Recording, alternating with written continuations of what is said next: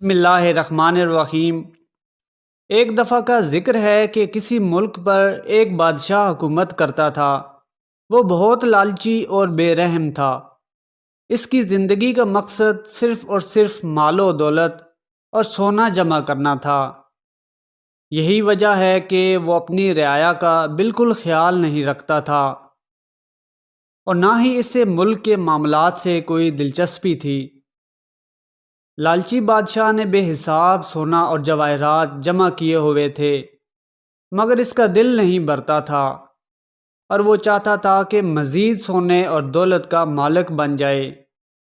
یہ سوچ کر اس نے ایک دن اپنے ملک کے مشہور جادوگر کو بلایا اور اس سے کہا کہ وہ کوئی ایسا جادو کرے کہ اس کے خزانوں میں بے پناہ اضافہ ہو جائے۔ جادوگر نے کہا کہ میں آپ کو ایسی طاقت عطا کروں گا جو کسی انسان کے پاس نہ کبھی تھی اور نہ آئندہ ہوگی۔ آپ اپنے ہاتھ میرے سامنے لائیں۔ بادشاہ نے اپنے ہاتھ جادوگر کے سامنے پھیلا دیے۔ جادوگر نے اپنی چھڑی بادشاہ کے ہاتھوں پر لگائی اور کہا کہ اس لمحے کے بعد بادشاہ جس چیز کو بھی ہاتھ لگائے گا وہ سونے کی بن جائے گی۔ اس کے بعد بادشاہ نے کئی چیزوں کو چھوا تو وہ خالص سونے میں تبدیل ہو گئیں۔ اب تو بادشاہ کی خوشی کا کوئی ٹھکانہ ہی نہ رہا۔ اس طرح وہ بے شمار چیزوں کو سونے میں تبدیل کرتا رہا۔ اس کے آس پاس سونے کے ڈھیر لگ گئے۔ ہر طرف سنہری سنہری سونا بکھرا پڑا تھا اور بادشاہ بچوں کی طرح اس سونے کے ڈھیر پر اچھلتا کودتا پھر رہا تھا۔ دربار میں وزیر اور دوسرے امراء اپنے بادشاہ کی یہ حالت دیکھ کر حیرت زدہ ہو گئے۔ اس کے ساتھ ہی انہیں یہ تشویش بھی ہونے لگی کہ کہیں ایسا نہ ہو کہ بادشاہ اتنی ڈھیر ساری خوشیاں نہ سنبھال سکے اور اس کے دماغ پر اثر نہ ہو جائے، کیونکہ کئی گھنٹوں سے وہ جو کچھ کر رہا تھا اس سے اس کا صحیح الدماغ ہونا مشکوک لگنے لگا تھا۔ مگر کسی کی بھی یہ جرات نہ تھی کہ بادشاہ کو روکتا کہ وہ جو کچھ کر رہا ہے وہ ٹھیک نہیں ہے، اور بادشاہ سونا بنانے میں اس قدر مگن تھا کہ اسے کسی بات کا ہوش ہی نہ تھا۔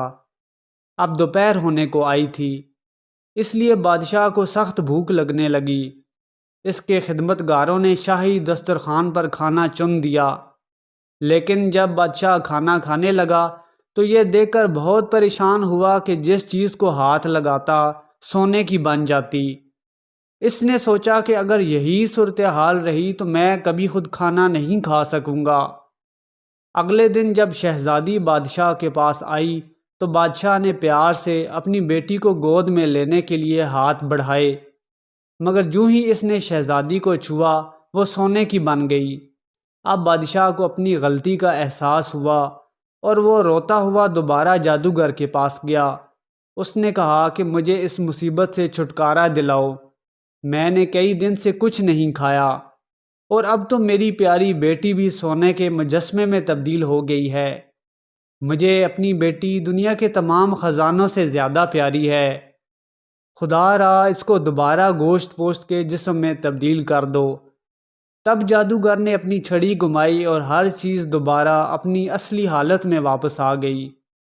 اب بادشاہ کو احساس ہوا کہ دولت سے ہر خوشی نہیں خریدی جا سکتی۔ اس کے بعد اس نے اپنی رعایا کی حالت بہتر بنانے پر توجہ دی اور اپنی دولت ملک کے غریبوں میں تقسیم کر دی۔ لالچی بادشاہ کو اس کے لالچ کی سزا مل چکی تھی اور اب اسے احساس ہو گیا کہ اصلی خوشی دولت سے نہیں بلکہ انسانوں کی مدد کر کے حاصل ہوتی ہے۔ اخلاقی سبق: لالچ کا انجام کبھی اچھا نہیں ہوتا اور لالچی انسان کبھی خوش نہیں رہ سکتا۔ اگر ویڈیو آپ کو پسند آئی ہے تو چینل کو سبسکرائب کر لیں اور بیل آئیکن کو بھی دبا دیں۔ شکریہ۔